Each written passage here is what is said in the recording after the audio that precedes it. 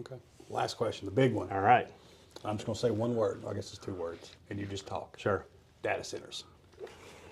So, It's a 4-letter word. I am, and I have mostly practiced as a corporate attorney. The second I heard who was going to be building this data center, what they were looking at, I pulled up their 10K, their annual report. And they said right there, the environmental risks, they were underinsured for certain things, that there were all sorts of risks that these data centers would be obsolete by the time that they were up and running. So we have massive risks there. And my view has never been that I'm opposed to data centers as a matter of principle. My point is, same for housing, that the taxpayers should not be subsidizing private profits. You know, if we have taxpayer money coming out, that should be going to the public good, otherwise it shouldn't be coming out of their pockets.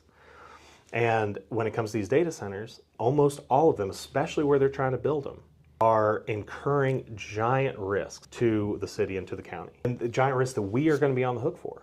Let's say that in 2 years, China comes out with some new chip that means that we don't need the same kind of data processing capacity that we've needed, or some kind of LLM that requires a lot less data consumption.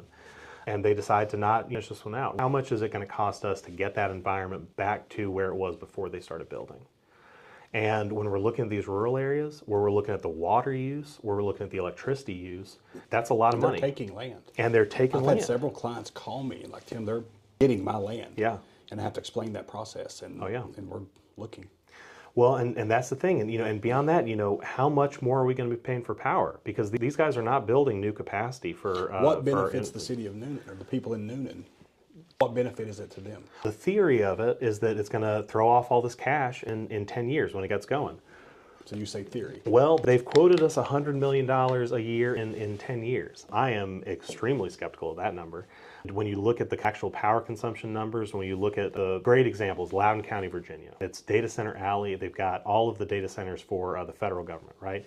It is the most sophisticated part of the country when it comes to the regulation of these data centers and when it comes to the building of them.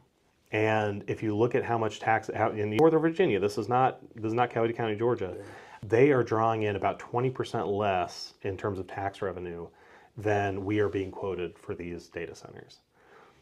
Do you really think that Coweta, Georgia is 20% more efficient or 25% more efficient in collecting taxes than than DC? I'm doubtful of that. And I've got taxes. Well, exactly. If anybody can take your money, it's DC. I don't see the value proposition for it here. Now, if we are going to build them, one, we need to make sure that those taxes are not falling on taxpayers, right? I better not see my electricity bill go up on this. Whatever, they ought to be paying the full cost of what 100%. They're pulling in. Same with the water. You got to make sure that we've got all of the water. I remember the drought in 07, right? I had a professor in college who told all of our class, find somebody you really like and start taking showers together because you've got a drought going on. She was Argentinian, very, very forward-minded. But we don't want to be in that position and have all of that water going to the data centers, have all that power going to data centers. Because at the end of the day, those data centers are going to take priority because they cannot shut down. If they start shutting down for periods of time, that does not work. You cannot just turn those on and turn off. We need to be very mindful of how we're building them. Make sure that they are in industrial areas.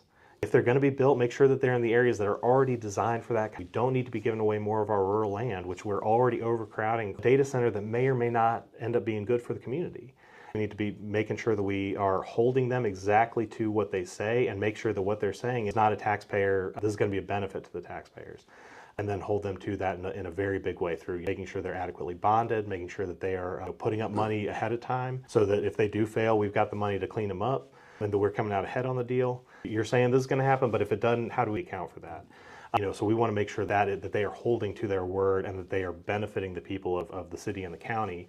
Now, I've got limited power over that as mayor, right? This is a county decision. But you better believe they're going to be hearing from me all the time on this. And I was the only candidate who came out in this saying, I'm against this as it's constructed. And I'm sticking to that. Yeah. The county's going to be hearing from me to make sure that they do right by the people. Because at the end of the day, that's what we're here for. We're not here for the data centers. We're not here for the guys who run those things. For their shareholders. We're here for our people.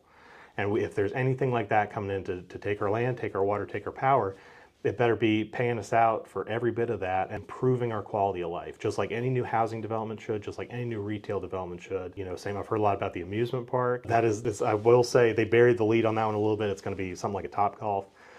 The lead that was buried is that's 15,000 more cars a day at one of the main choke points in the county. And so, again, I'm not saying I'm necessarily opposed to it on its own, but what kind of traffic improvements are we putting up there? And I think it's feasible. We could possibly do that and make it work, but we better make sure that they are paying for those traffic improvements, that they are paying for the road improvements there to make sure that that is not negatively impacting our quality of life.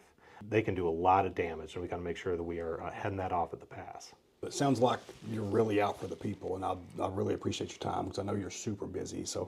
And it's the first time I've met you, so I really appreciate the transparency. I appreciate everything that you're saying. I think it's going to make a lot of people feel better, and there are going to be thousands of people in Newnan see this. Is there anything you want to leave them with? I think this campaign and the results were a surprise to a lot of people. We had a good idea of what was going to happen. We were testing it, but, and I've said this before, some of my biggest skeptics now are going to be my biggest volunteers in 4 years. I am here looking out whether you voted for me or not, whether you live downtown or not, whatever your race, religion, party, class, whatever it is, if you're in Newnan, your family, and we're putting family first.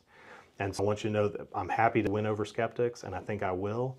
But we have a very bright future here in Newnan. We're going to do some really amazing stuff over the next few years, and we're going to be looking out for the people in every possible way.